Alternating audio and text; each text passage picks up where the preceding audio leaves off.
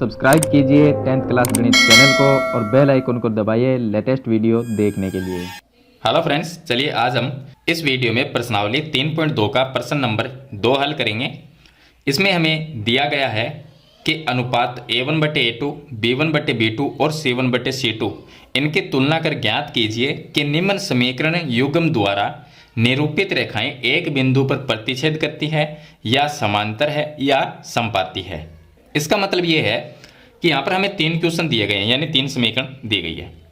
तो इन समीकरण से अगर हम एक रेखा बनाएं तो 2 समीकरण है तो 2 रेखा बनेगी। अगर ग्राफ में बनाएं तो दोनों रेखाएं हैं वो प्रतिच्छेद करेगी या समांतर होगी एक दूसरे के, या संपाती। संपाती का मतलब एक दूसरे के ऊपर होना, तो संपाती होगी। तो ये तीनों में से हमें इसको हल करके बताना है, यानी कि तुलना करके बताना है। a1/a2, b1/b2 और c1/c2 इनकी तुलना करके ये बताना है। तो देखिए इसके एक शर्त यानी कि इसका एक नियम है। अब मैं नियम आपको बता देता हूं कि नियम क्या है।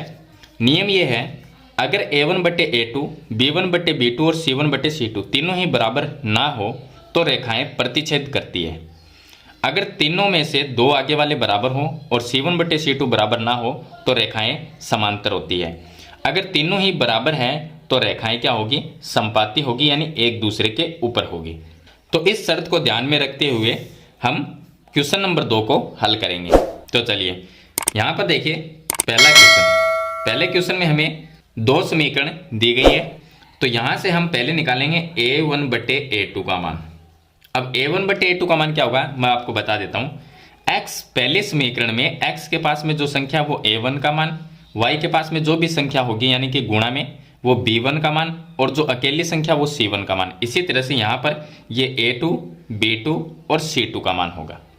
तो a1/a2 का मान क्या होगा, a1 का 5 होगा और a2 का 7 होगा, तो 5/7 ये आ जाएगा।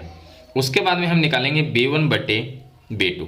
तो b1 का मान -4 ये आ जाएगा बटे, और b2 का मान आ जाएगा 6। तो इसको हम इसमें भाग दे सकते हैं, तो ये आएगा माइनस में 2 का भाग चला जाएगा तो 2/3 आ जाएगा। उसके बाद में हम निकालेंगे c1/c2 का मान।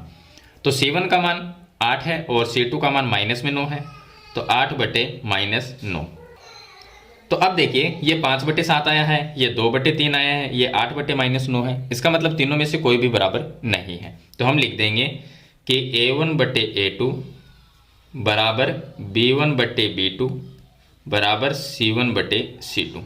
अब देखिए इनमें से कोई भी बराबर नहीं है, तो यहाँ पर इस तरह से ये चिन्ह लगा देंगे, यानी कि नॉट इक्वल टू का चिन्ह, कि तीनों में से कोई भी बराबर नहीं है।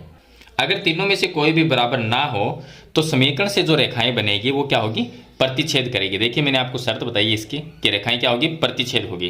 तो यहां पर लिख देंगे रेखाएं प्रतिच्छेद करेगी, प्रतिच्छेद करेगी। तो ये इसका आंसर हो जाएगा। चलिए सेकंड क्वेश्चन इसका हल करते हैं। दूसरे क्वेश्चन में यहां पर देखिए ये 2 समीकरण है। तो पहले निकालते हैं a1/a2 का मान। a1/a2 का मान क्या होगा, 9/18। 9/18। अब 9 का भाग 9 में चला गया एक बार, 18 में चला गया 2 बार। उसके बाद में निकालेंगे b1/b2 का मान। तो b1 का मान 3/6 आ जाएगा, ये होगा 3/b2 का मान 6, तो ये भी 1/2 आ जाएगा। और c1/c2 का जब मान निकालेंगे तो ये आ जाएगा 12/24। 12/24। तो 12 में 12 का भाग एक बार और 24 में 2 बार, तो 1/2, 1/2, 1/2, तीनों ही अनुपात क्या है, बराबर है। तो हम लिख देंगे a1/a2 बराबर है b1/b2 के, और c1/c2 वो भी बराबर है, तो तीनों ही बराबर है। तो इसमें हम क्या लिखेंगे कि रेखाएं क्या होगी, संपाती होगी। तो यहाँ पर लिखना है आपको रेखाएं संपाती है, संपाती है। तो ये इसका आंसर हो जाएगा। तीसरा क्वेश्चन देखिए। तीसरा जो क्वेश्चन है इसमें 2 समीकरण दी गई है। तो पहले हम a1/a2 का मान निकालते हैं। a1/a2 का मान कितना होगा, 6/2 होगा। 6/2। 6/2 का मतलब हो गया 3/1 लिख सकते हैं इसको, क्योंकि 2 का भाग इसमें जाएगा 3 बार और 2 में चला जाएगा 1 बार।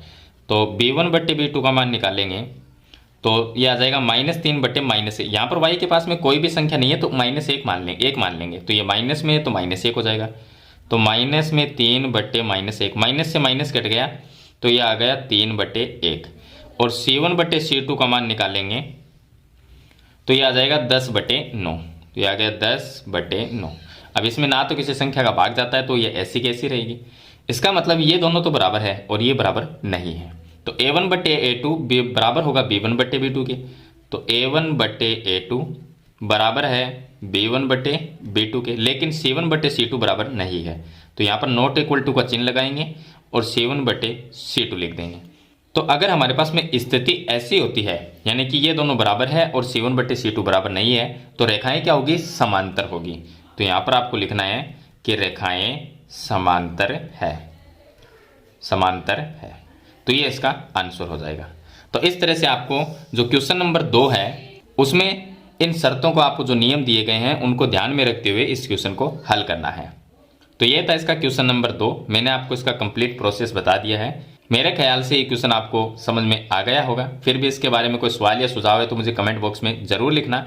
आज की वीडियो में इतना ही, मिलते हैं एक नई वीडियो के साथ, तब तक के लिए थैंक यू।